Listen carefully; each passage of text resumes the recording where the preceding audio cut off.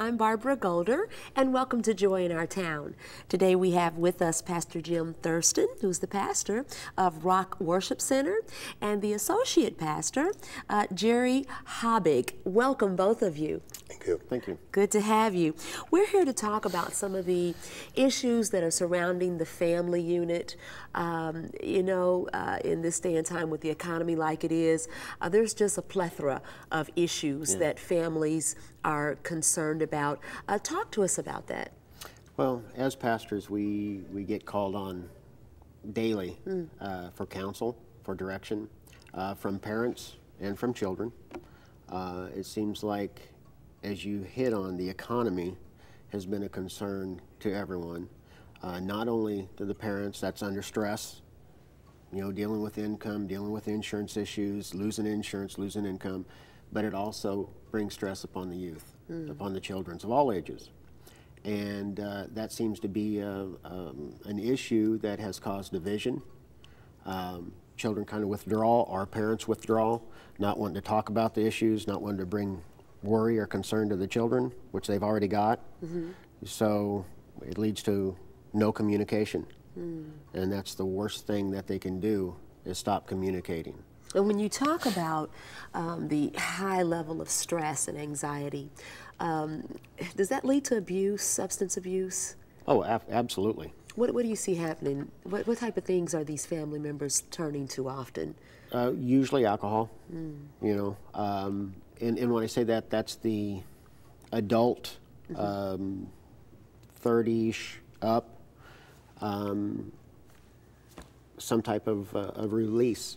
And the youngers, they will also pick up, more of a street drug.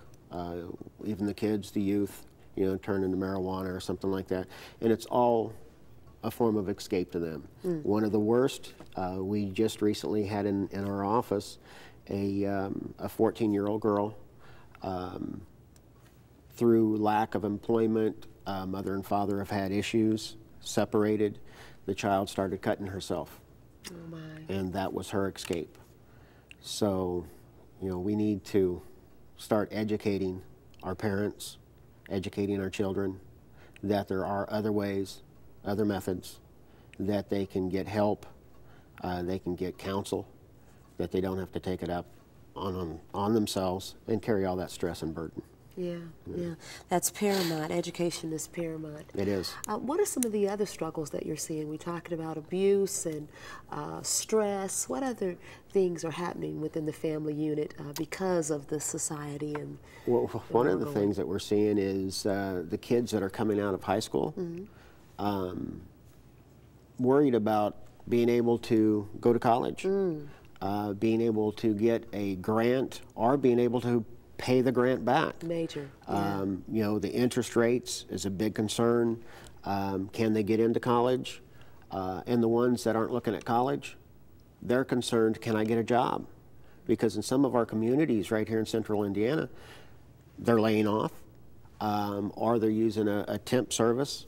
So these kids that had grandpa, their father, work in the same location, and they thought they was going to work there. Right, like Eli Lilly. Absolutely. Or GM. And, Allison's, Yeah, and we're finding now, that they're not focused on that because grandpa or dad's saying, look, that's no longer an option. Right. So high school, whereas it used to be for some, high school was the goal, just to get out of high school and then I can get a good job.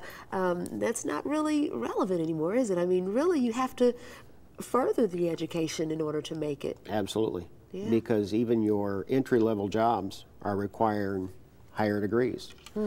And we're finding, even on the flip side of that, we're finding some mature adults that maybe aren't to a retirement age. Some organizations are finding reasons to terminate them so they can bring younger adults in at a fraction of the pay. So, we've just got an economy that has gotten so out of control that it affects the family unit on every level. My goodness. And with that family unit, you need to, the parents need to show by example. Yeah. And we don't have that. They're so busy with their own problems that they don't see the problems that the kids are confronting. And that's one of the reasons for education. If we could get more education into the kids as they come up, and as the pastor was talking about, when you lose your job when you're in middle-aged or whenever, you're going to have to go back to school or go back into some type of education. So that adds to the stress. And you know, you brought up a good point with education. How important is it for the entire family unit to be educated together, as opposed to just one or the other? But I'm finding that, you know, we kind of know that children need to be educated, but a lot of parents think that they know it all. Yep. And Right. aren't we finding that parents need to be re-educated, because Yes. children are dealing with a whole different environment and different issues than we did. We're not in the 60s anymore. Yeah. We're not in those problems that we grew up with. Where we are is in the problems of the 2000s. And those are different problems. You know, they're with the telephones, with the computers, with all of that stuff. We need, one of the things the family needs to do is to put the computer down, quit texting and talk, quit emailing and call. The family unit can teach each other and work on it, not only with formal education, but just the parents showing the younger generation, all right, this is the way it was, and this is how I got through it. Now we need to apply it to your age. Yeah. That's phenomenal. We find where we grew up, you know, 5 o'clock, 5:30, that was time for dinner. The family sat down at the table. Oh yeah, that's like a thing of the past. Yeah. We've got folks, you know, in our own church that child will be in bedroom, mother and father in the other room, and they're texting back and forth to one another. In the same home. In the same home. Yeah. Instead of walking, My communicating Lord. via text. But when you're talking about, you know, the parents needing further education, I've got an 11-year-old granddaughter who is a whiz, and some of the stuff she is learning in 6th grade is stuff that I was exposed to in my senior year. Yeah. So that's how advanced, you know, the education has come. So, you know, I mean, where I was back so many years ago, just being exposed to algebra or something of that nature, my 6-year-old granddaughter is just, or excuse me, my 11-year-old granddaughter in 6th grade is just, I mean, she's being exposed to all this stuff that a parent can't help. Right. Because they don't have the knowledge. That, again, adds to the stress. Can you get a tutor? Can you afford a tutor? If the child is struggling, does the child get the added attention that the child needs in school when your typical class is 60, you know, where it used to be 30? Right. But due to lack of teachers, merging, more students in one school. So it's a vicious cycle. Yes. As Pastor Hobbick said, I think the parents have become dependent upon the school, upon the government, upon the church, upon other Everybody teaching. else fix the problem. Right. Yeah. Yeah. Instead of them, Yes. Jumping okay, let's sit down, let's become a family, let's talk about these issues at hand, not just in the house, but out of the house, which is a whole array, bullying, you name it, persecution, whatever. in. Right. But it seems like everybody's bottling it in, Yeah. and nobody's communicating. So one main thing then for resolve would be communication, better communication. And then we've absolutely. talked about better education. What types of programs do you all offer to the family unit to help them deal with some of these issues? Well, obviously, as they come into the church, you know, we want to sit and we want to counsel them that there are others that they can call on. We still want to call the church a family. Okay. It's more than a building that we meet, but it's a family that you can call on family members and get direction, get counsel. And, you know, sometimes the parent doesn't know how to counsel anymore. you know, because of all the things their children are exposed to at such a young age. So Pastor and I have been, our calendars they're full every week, counseling parents, youth, children's. Our youth pastor, he is, I mean, he's got his hands full in with the young adults, with the youth. So I think the biggest thing that we offer is a set of ears to hear, and not look at them and classify them as a child too young, or as an adult not educated. So non-judgmental ears. Absolutely. Yeah. And then to re-educate them into being a family. Yeah. As the pastor was alluding to a while ago, we have let technology, let all these things become babysitters. And we need to get back into the family unit. Because if you destroy the family unit, you destroy society. Yes. And we've got to get back to a family unit to where the parents are parents and the kids are kids, and getting together to become a family. And that's where what we need to teach our kids, not only in church, but in school, just in society and homes. That's great. That's great. And that's what you all are doing over there at the Dream Center of Indiana. And we just applaud you at Rock Worship Center for doing a phenomenal job with the family unit. Again, we've been listening to Pastor Jim and Pastor Jerry, and we just thank you for taking time out of your busy schedule to be with us and to share with us. Well, glad to be here. I'm Barbara Golder, and you've been watching Joy in Our Town.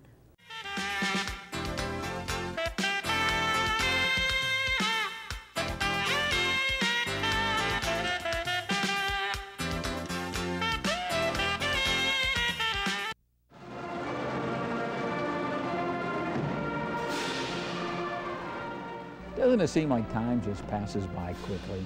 We never have enough of it. We've got plenty of things to do, but not enough time to do them. One of the things that can get lost, swept up in the hurly-burly of life, is the importance of remembering our veterans. Those men and women who have fought bravely for our freedoms. We should never take them for granted.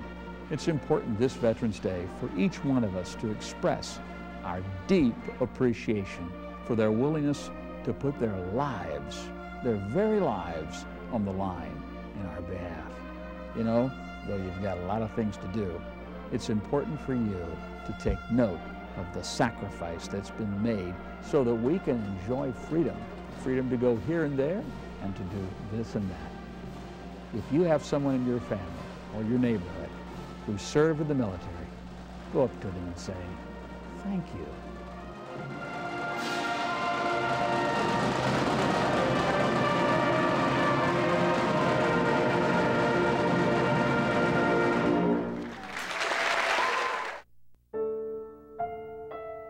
We used to get together every week. She's been home from her last deployment for months now, and I haven't seen her once. He's just been different since he got back from Iraq. One minute he's ready to go, and the next he doesn't want anyone around.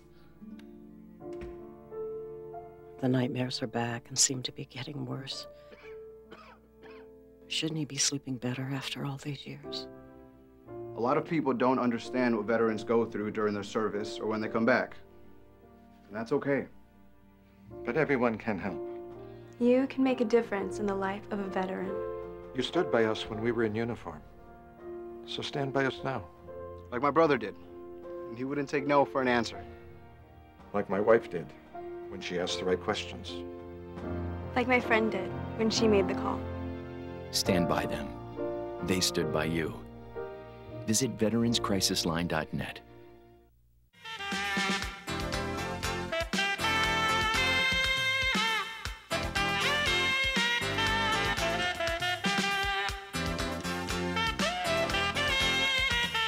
Hello, I'm Barbara Golder, and welcome to Joy in Our Town.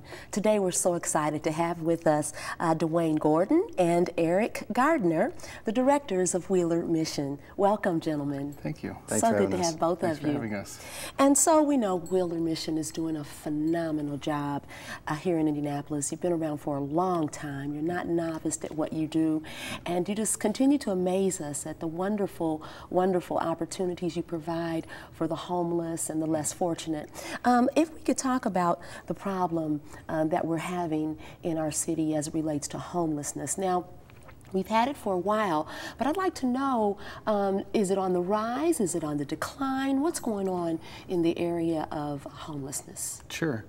Well, thank you very much for having us. And, you know, Wheeler Mission has been around for a long time, 120 years or more. It's been around since 120 years. 1893. Wow. Homelessness is on the rise. I think it'll continue to rise, the same as addictions and the problems that we're seeing in the inner city. Eric, you want to speak to that? Yeah, and some of the trends we're seeing right now in downtown Indianapolis, on any given night, around 1,600 people are homeless or are out of doors or without a place to stay. You know, can we just stop and kind of wrap our minds around 1,600 people don't have a place to lay their head at night? Yeah. My, and they're basically downtown? Downtown, kind of yeah, definitely in the 465 belt, I would say, is going to be most prominent area. But that statistic does cover all of Marion County. Now, is this men, women, and children? It is, and to speak to the current trend, really what we're seeing the most rise of is women with their children. Oh my. I think the average age of that homeless statistic that I gave you is around 9 years old.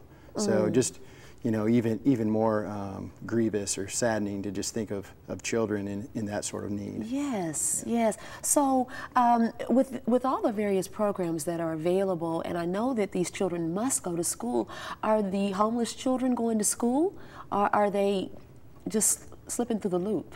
Well, definitely a lot of community partners and social organizations that Wheeler partners with, but we do have shelter and program opportunities for women with their children at Wheeler. And absolutely, we have daycare services for those who aren't in school yet.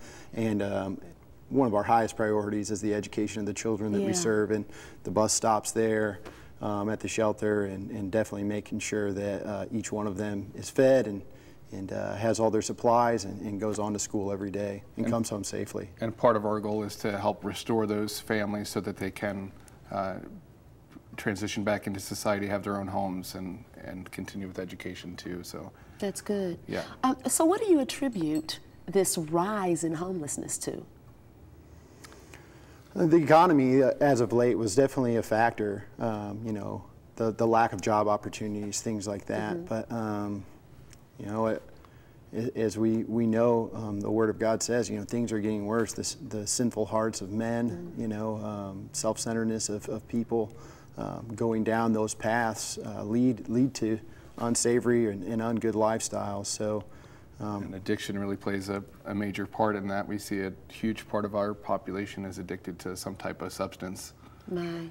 And so that continues to be a problem, and I think leads people to crime and to homelessness as well. Let's go back to that addiction, because I know that there's a stigma that addiction carries, one that's quite self-righteous, if you will, that you know, you don't have to be addicted. But it's actually an illness, isn't it?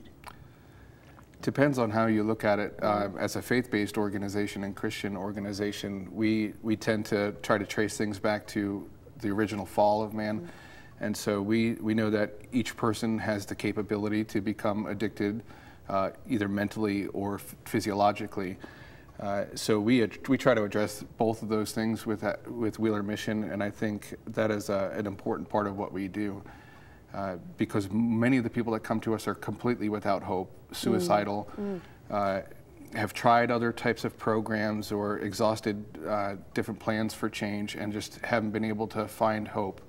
And I think that's something that Christianity offers, and our organization helps point people to hope. And the fact that we do long-term services, I think, helps a lot too. People overcome, because substances can really affect the way that we think, and so the longer we can work with them, we have an opportunity to address faulty thinking and what they think about themselves, and then also what they think about addictions in general, and help them overcome that and get some time under their belt and address things holistically. So I think that's one of the things that we help with the most. That's good. What are some of the stigmas that you're finding that people that are homeless are being attacked with as far as trying to mainstream them back into society? Sure. One of the biggest stigmas is that these people have a low potential for life past being homeless, that they lack skills or are uneducated and cannot be educated. And we find that through our educational processes that we're able to put people through, or job skills training, or different educational opportunities that they can find in the community. You know, people who become committed, you know, some of our homeless men and women that become committed to working on themselves and working a program, they do really well with life, you know, integrate well into society, get good paying jobs, keep homes, things like this. So, you know, we have high hopes for each one of the men and women that we get to work with, and, you know, set a good and high bar for what they can achieve, because we believe that they're made in God's image, that, you know, they're His children, and God doesn't make anything, you know, of lesser or greater value, that, you know, He loves each one of them. And that's good. And yeah, absolutely. I agree too. I think that, you know, people do think about homeless as a, you know, a certain class of people. But our organization, we have such a diverse crew that we've worked with, from ages 18 to 71, just in our addictions program. Wait a minute, 18 all the way up to age 71. Yep. Mm-hmm. Wow. Pretty much every ethnicity you can think of, we've worked with. We've worked with people from 48 different states, and so it's a very diverse crowd. And so when you're thinking about a stigma, as an example, a couple of months ago, we graduated a doctor from our program. My goodness. And you would never think this person had a homelessness and an addiction issue, but addiction really doesn't discriminate at all. You know, it affects all people, all and I think we're seeing that in our culture in general. Prescription pill abuse is on the rise, and the statistics I've heard lately are one person dies every 25 minutes from a prescription overdose, and it's something that's epidemic. It outnumbers cocaine users, heroin users, you name it, put together even. And so we're seeing that really rise. The trend is affecting younger age groups, and even those between ages 50 and 65, which you wouldn't normally think either, that these are people entering into substance abuse issues and that type of thing. Years ago, 10 or 15 years ago, you would think the average probably was 35 years old for crack addiction, heroin addiction, that type of thing. So pill addiction is kind of taking us to a whole new area of problem. And homelessness in general, the clients have so much access to government clinical programs that they can find access to prescription medications. And although they can be good in a clinical environment, we're finding that many of the guys are misusing their prescriptions or selling their prescriptions. And so we're dealing with that type of thing within our organization. Well, I just want to talk a little bit about your programs that you offer, and you know how you've been able to be so successful throughout the years. And if you could start off with how important community involvement is.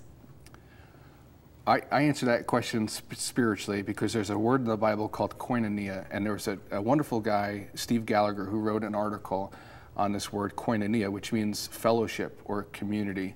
Same as Hebron almost, which same word, fellowship or community.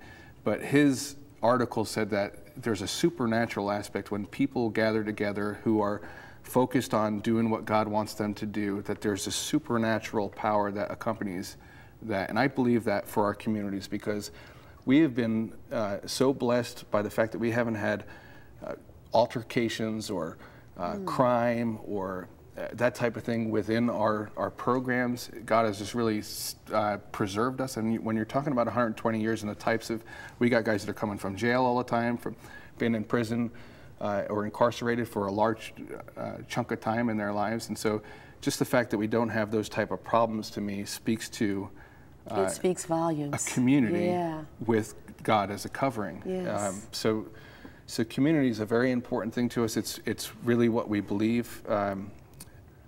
addictions don't just affect an individual. They usually will, the way that we measure it is it's broken families, wives that are separated, and kids estranged, and things like that. So oftentimes we measure addiction or problems by broken relationships. And so community brings those things back together. God brings and reconciles families together and things like that. Just talk to me very briefly about the GOAL program. The GOAL program. Well, we've got a couple of different goal-setting programs for our guys. Basically, when a man has gone through our program and has gone through the curriculum and is getting to the point of transition, and this kind of speaks to the community involvement as well, as, you know, how are you going to integrate back into the community? How much money do you need to save to get your first apartment or to get your first job? Where do you plan on worshiping on Sunday mornings, and how are you going to get involved and serve there? And so recovery is very much about meeting short-term, tangible, and specific goals. So that's really a very central part of our treatment planning. As a person goes through the program from day one, he's setting short-term goals that are achievable and meetable, so that he can see, hey, I can overcome. I don't have to give in to what I've always given into. There is hope in my life. I have a large amount of potential because I'm made in God's image. I am His son. And so really, it's about setting goals and transitioning back into the program, or back into society, to be just a normal, God-fearing man, paying taxes, doing the right things with his life. Awesome. Well, we just applaud all of the things that you guys are doing over at Wheeler Mission, and we thank you for the valuable input that you're putting into our community. This program has been sponsored by the Trinity Broadcasting Network and made possible by your telethon dollars. Your continual support can keep Joy in Our Town brought to your home every day. So write Joy in Our Town, P.O. Box A, Santa Ana, California, 92711.